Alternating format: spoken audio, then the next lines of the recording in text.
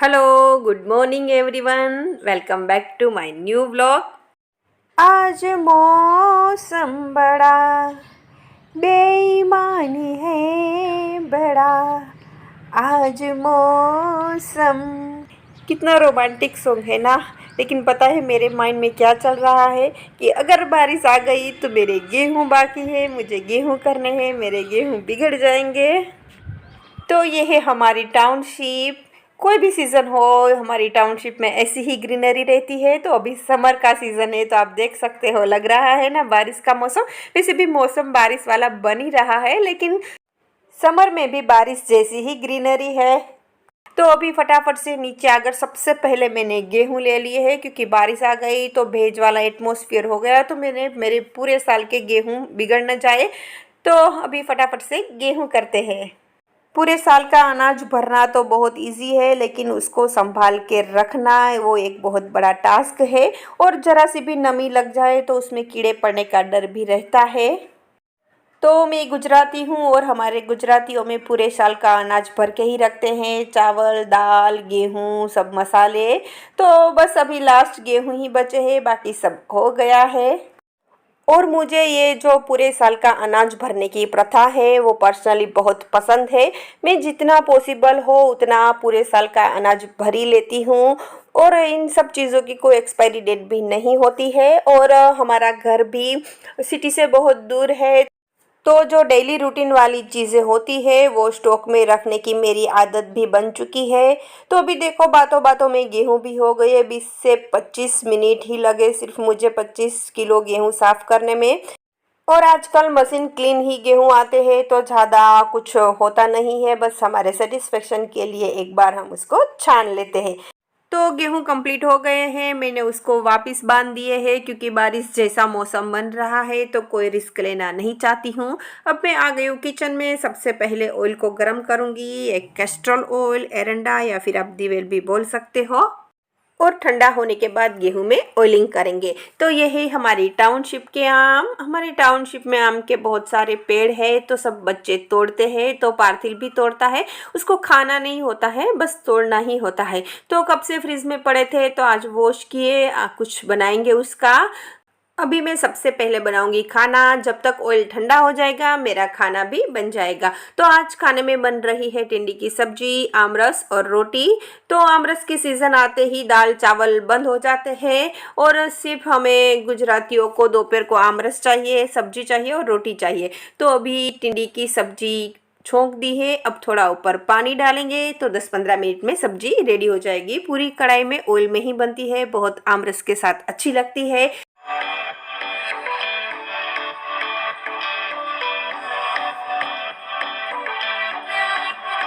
तो अभी सब्जी बन गई है, अब मैं बनाऊंगी रोटी। खाना में पार्थिल आएगा उसके साथ खाऊंगी। तो रोटी बनाने के बाद मैं सीधा गेहूं में ऑयलिंग करूंगी। तो आजकल स्कूल की छुट्टी जल्दी हो जाती है, वरना पहले 2:45 बज जाते हैं थे उसको आने में। अभी गर्मियों की वजह से वो 1:30 बजे तक आ जाता है। तो पार्थिल आए उससे पहले मैं चाहती हूँ कि गेहूं कंप्लीट हो जाए, वरना सब काम उसको करना होता है। तो बीच में मैं करूँ ऐसा रहता है उसका। तो अभी खाना बन गया है, अब गेहूं का काम करते हैं। तो वैसे भी 1 बज गया है।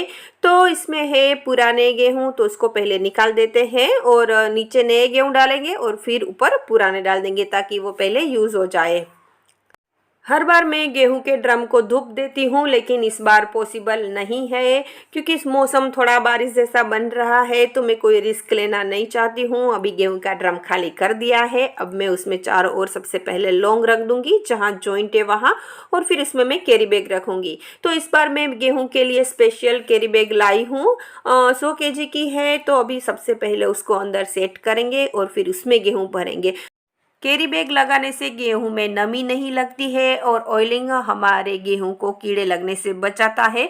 तो गेहूं बिगड़ने का दो ही रीज़न रहता है, या फिर गेहूं में कीड़े होते हैं या फिर गेहूं में नमी लग जाए। तो हम सीज़न में ही गेहूं भरते हैं तो गेहूं नए ही रहते हैं। तो गेहूं में कीड़े पहले से होने का तो कोई चांस नहीं है। बस हमें सिर्फ उसको नमी से बचाना है, मोस्टली बारिश की सीज़न में।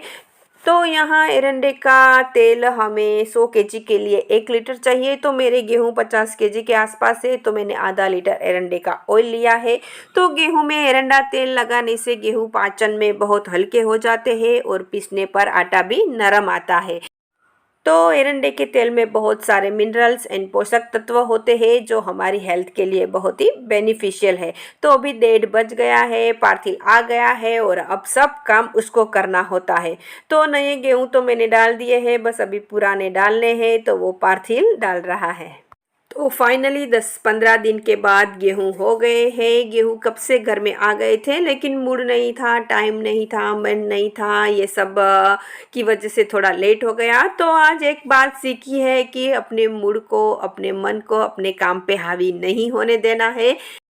गेहूं के ऊपर भी मैंने चारों ओर लौंग रखे हैं, फिर अच्छे से प्लास्टिक को पैक कर दिया है और फिर उसके ढक्कन के ऊपर भी एक प्लास्टिक रखा है ताकि उसमें नमी ना लगे। फिर उसके ऊपर कवर लगा दूंगी। बहुत गर्मी की वजह से भी गेहूं बिगड़ जाते हैं, तो हो सके तो गेहूं के ड्रम को एसी वाले रूम में ही रखना है। तो अभी बजे है दोपहर के 3:30 और मैंने चाय चढ़ा दी है और आज आए हैं 2 पार्सल। एक पार्थिल का है और एक मेरा है। तो पार्थिल तो को तो तुरंत ही पार्सल खोलने रहते हैं क्योंकि ये उसका है, मेरा तो मैं चाय पीने के बाद खोलूंगी। तो पार्थिल का आया है नाइट सूट। तो ये मैंने मीशो में से ही मंगाया है, 400 का है। होजियरी मटेरियल है और साइज भी एकदम परफेक्ट आया है। अब हम पियेंगे चाय। तो इतना काम करने के बाद एक मस्त कड़क मसाले चाय तो बनती है। तो पहले चाय पीऊंगी और फिर खोलूंगी मैं अपना पार्सल। पार्सल खोलने से पहले सोचा कि पहले आम के बॉक्स को सेट कर देती हूँ क्योंकि ये भी कल से आ गया है। तो इसको मैं गेहूं के जो बैग्स है उसमें ही सेट करूँगी। तो ये गेहूं के बैग्स बहुत ही यूज़फुल होते हैं और ये बहुत अच्छी क्वालिटी के भी है, थोड़े मोटे भी है। तो आप इससे अपना ऑर्गेनाइज़र बना सकते हो, मैंने आपको आगे वाले वीडियो में ही बताया था। तो अभी इसके ऊपर मैं आम को सेट कर दूँगी।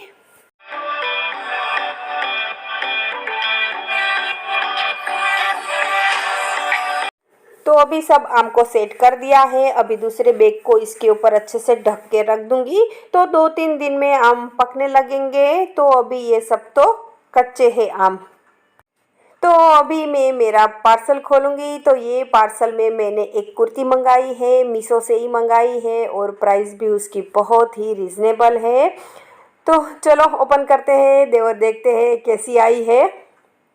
तो ये मुझे देखते ही बहुत अच्छी लगी थी और जो ये ओरिजिनल कुर्ती है इसमें से मैं अलग से नायरा कट कुर्ती बनाऊंगी। तो बहुत अच्छी आई है, मटेरियल भी बहुत सॉफ्ट है, जॉर्जेट में है और इसका लुक भी थोड़ा पार्टी वेयर लग रहा है। और इसको मैं नायरा कट वाली बनाऊंगी और नीचे शरारा बनाने वाली हूँ, तो ये अच्छी लगेगी। तो देखो मैंने ये पहन ली है और इसका लुक ऐसा है। कलर इसका वाइन है, साइज भी सही है और इसका जो भी मैं रिनोवेशन नायरा कट में करूँगी आप लोगों के साथ ज़रूर शेयर करूँगी। और ये कुर्ती पहनकर मैंने 2-3 रील्स भी बनाई है, तो आप इंस्टाग्राम पे जाकर देख सकते हो। तो अभी सब काम ख़त्म करके अभी मैं आ गई हूँ वापस बैक टू पेवेलियन अपने काम पे। तो अभी ये आम मैंने सुबह वॉश करके रखी थी। तो अभी इस आम को मैं पील ऑफ करूँगी। बहुत सारी आम सॉफ्ट हो गई है, उसको निकाल दूँगी। जो अच्छी है उससे हम बनाएंगे आज आमचूर पाउडर। तो ये आम बहुत खट्टी है, इसका शरबत बनाऊंगी तो भी इसमें बहुत सारी चीनी डालनी पड़ेगी। और इस बार मुझे अचार भी नहीं बनाना है, अगले साल का बहुत सारा अचार पड़ा है। तो सोच रही हूँ कि इसका बना दूँ आमचूर पाउडर। आमचूर पाउडर वैसे भी खट्टा होता है, तो आमचूर पाउडर के लिए ये बेस्ट है। तो अभी सबसे पहले आम को हम पील ऑफ करेंगे। तो जो अच्छी आम है वो ही रखेंगे, बाकी तो जो सॉफ्ट हो गई है उसको जाने देंगे। तो देखो इतनी ही आम निकली है, बाकी सब सॉफ्ट हो गई थी तो मैंने जाने दी है। अब हम इसको ग्रेट करेंगे। तो आमचूर पाउडर मैं इस बार फर्स्ट टाइम ही बना रही हूँ, आई होप सो कि अच्छा बन जाए। तो मैं आमचूर पाउडर यूज़ करती हूँ, कई चीज़ों में मुझे आमचूर पाउडर का टेस्ट नींबू से ज़्यादा अच्छा लगता है। और गर्मियों के मौसम में जब नींबू महंगे होते हैं या फिर कम मिलते हैं तब आप आमचूर पाउडर का यूज़ कर सकते हो। तो अभी बस आम को छीलने के बाद हम इसमें मिलाएंगे नींबू।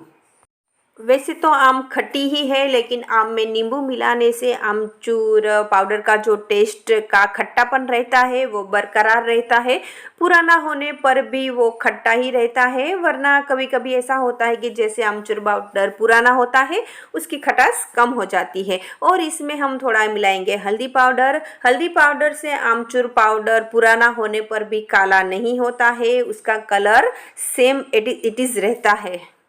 तो आम, नींबू और हल्दी सबको अच्छे से मिक्स करेंगे और उसको सुखा देंगे। तो बहुत कम आम का बनाया है, तो देखते हैं इसका कितना बनता है। और अच्छा टेस्ट में बनेगा तो वापस मैं बनाऊंगी, तो अब हम उसको सूखने देंगे। तो आज के लिए बस इतना ही, फिर मिलेंगे नए व्लॉग में। तब तक के लिए bye, take care, thank you.